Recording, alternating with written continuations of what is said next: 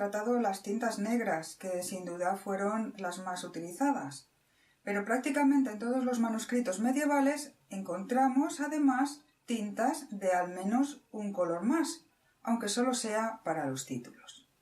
Y en este vídeo vamos a ocuparnos precisamente de esas tintas de colores.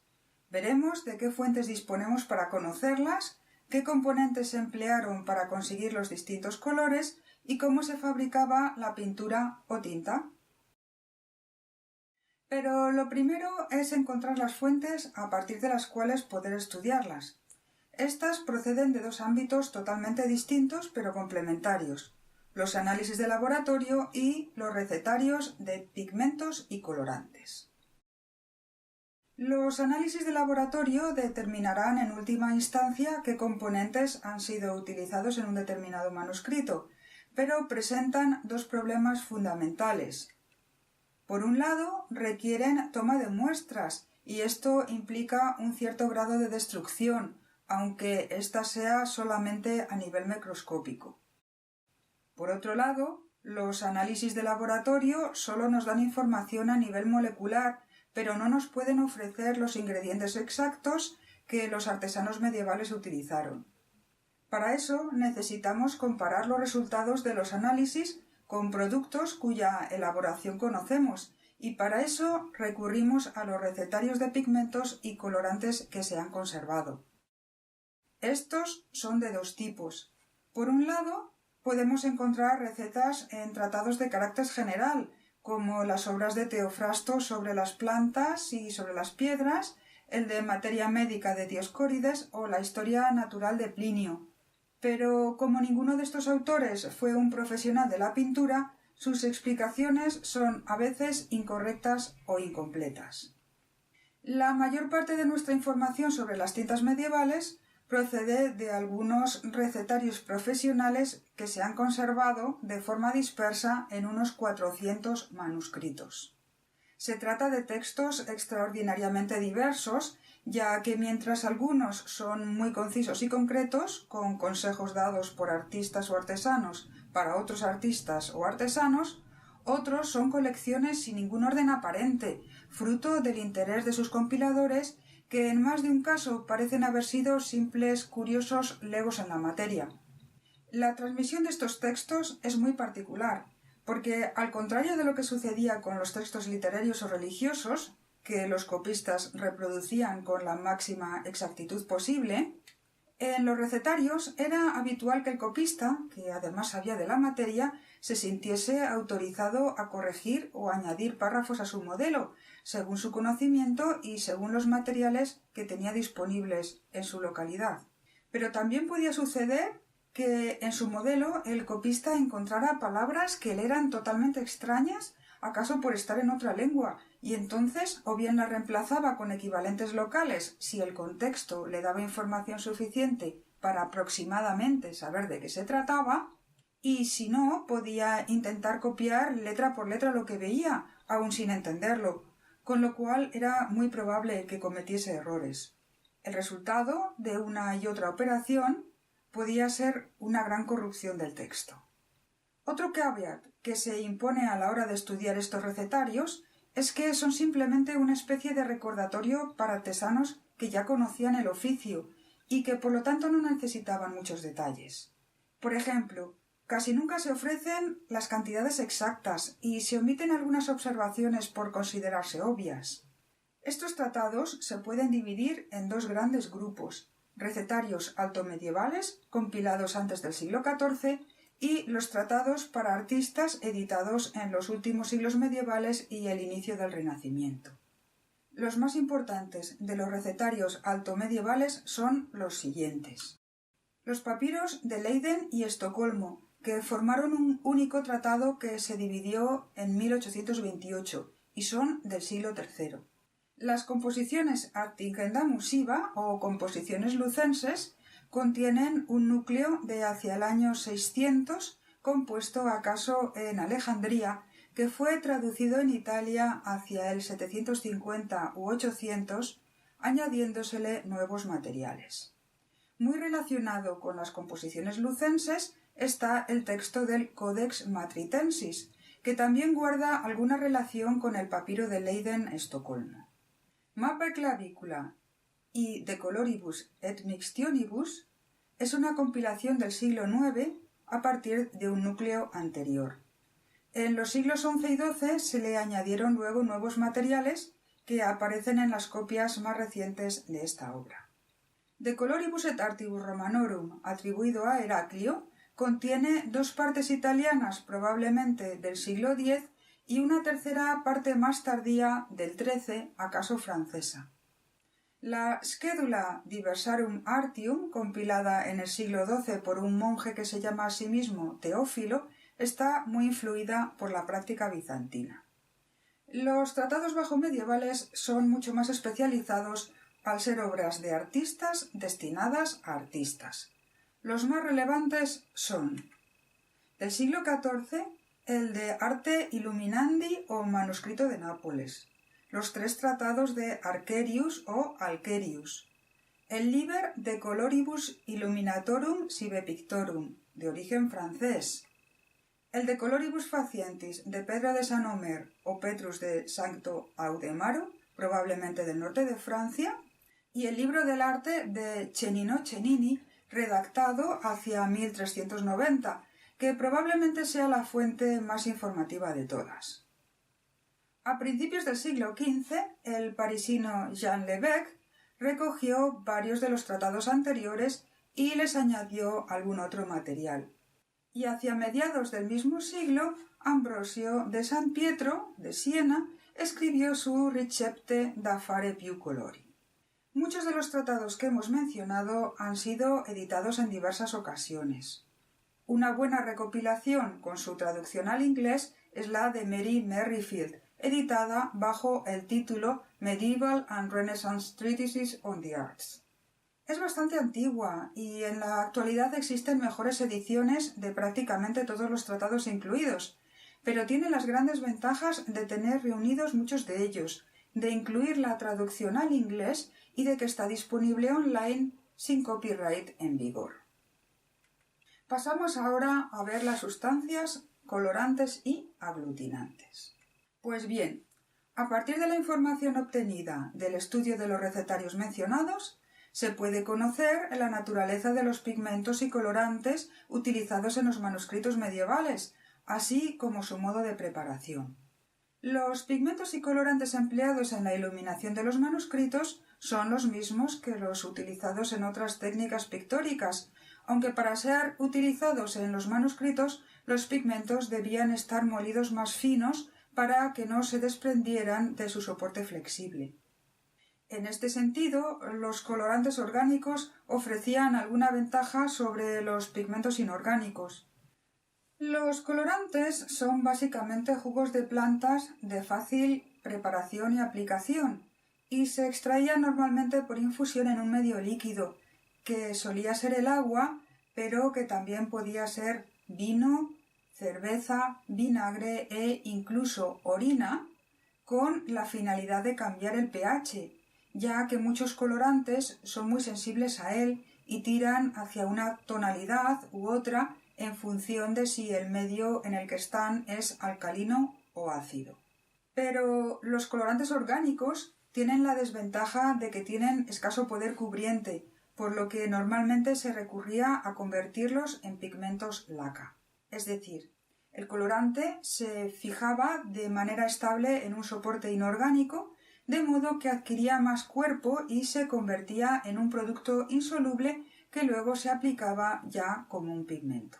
El mineral más empleado para preparar los pigmentos laca fue la lumbre, pero también se podían emplear diversas formas de carbonato cálcico. En el vídeo siguiente hemos incluido una breve demostración de cómo convertir un pigmento orgánico en una laca siguiendo este procedimiento.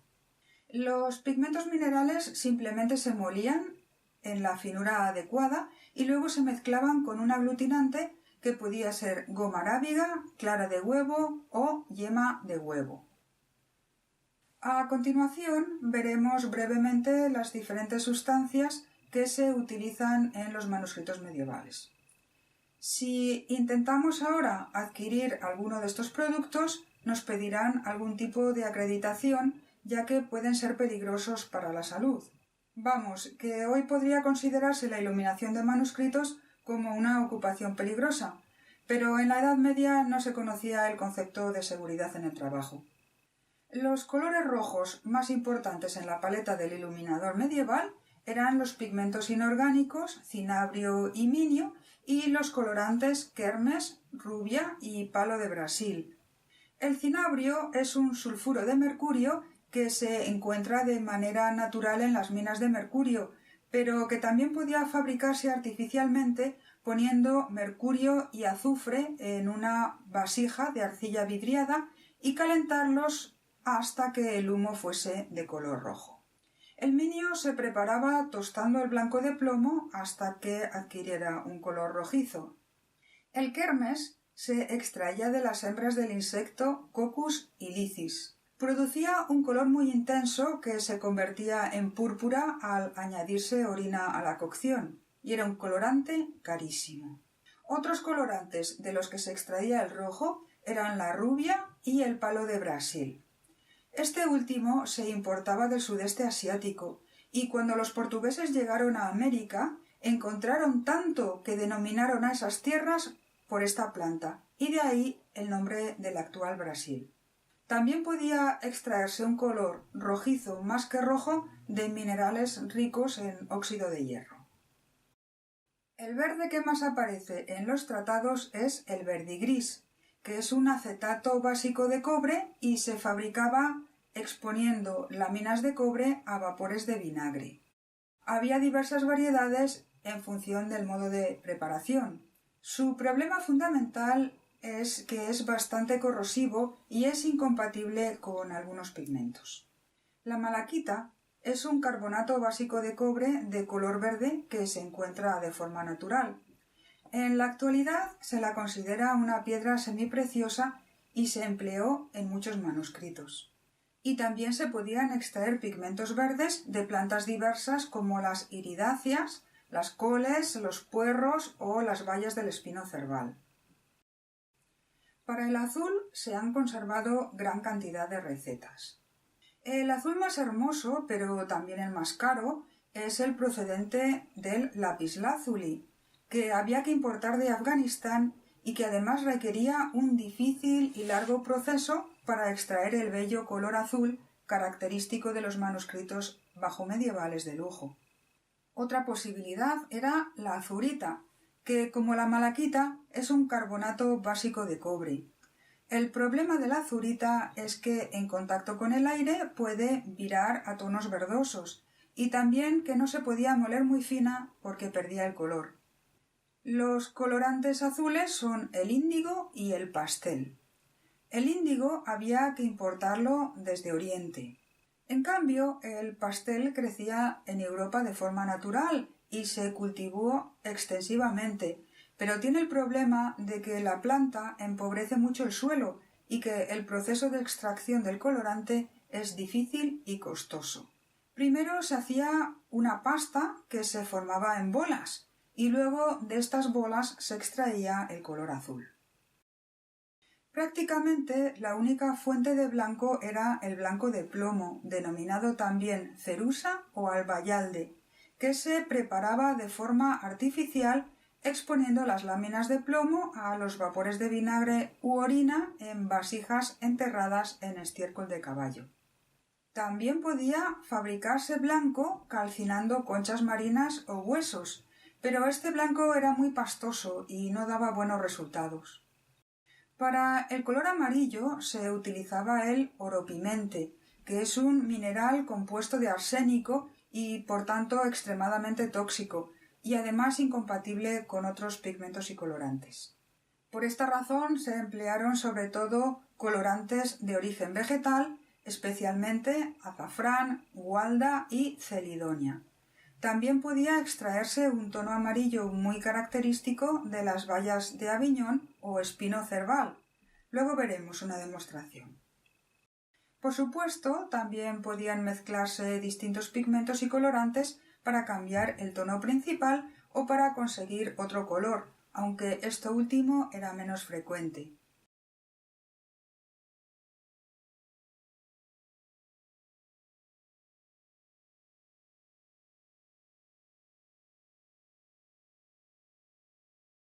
Y finalmente podemos encontrar tintas metálicas de oro y plata, así como sus imitaciones. El proceso de preparación del oro era igual al de los demás pigmentos, es decir, se purificaba, se molía y se añadía el aglutinante.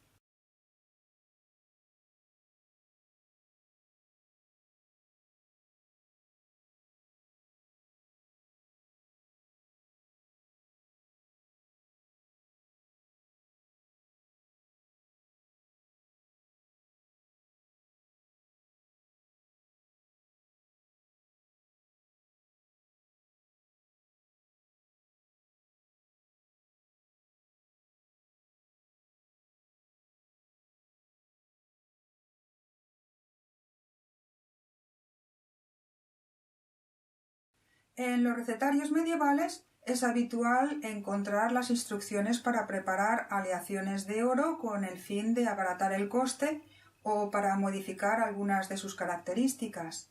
Y también encontramos recetas para imitaciones de oro que incluyen ingredientes como azafrán o hiel. Vamos, que como dice el refrán, en los manuscritos tampoco necesariamente es oro todo lo que reluce.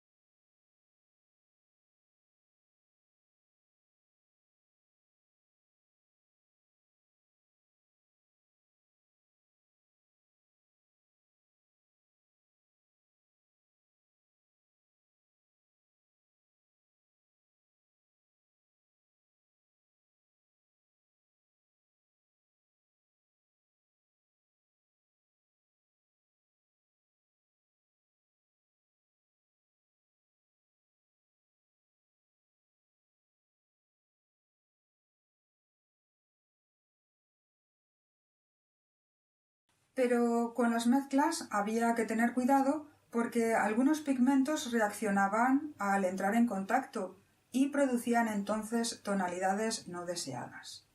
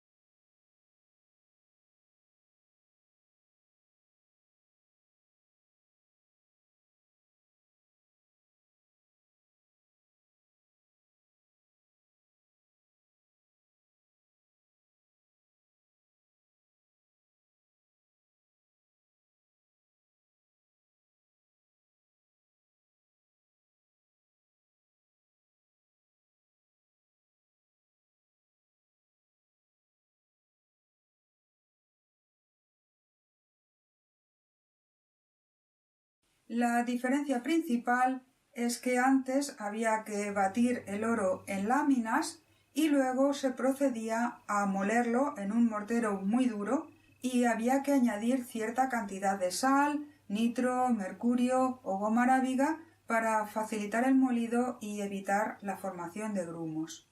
Luego se lavaba y se guardaba en polvo.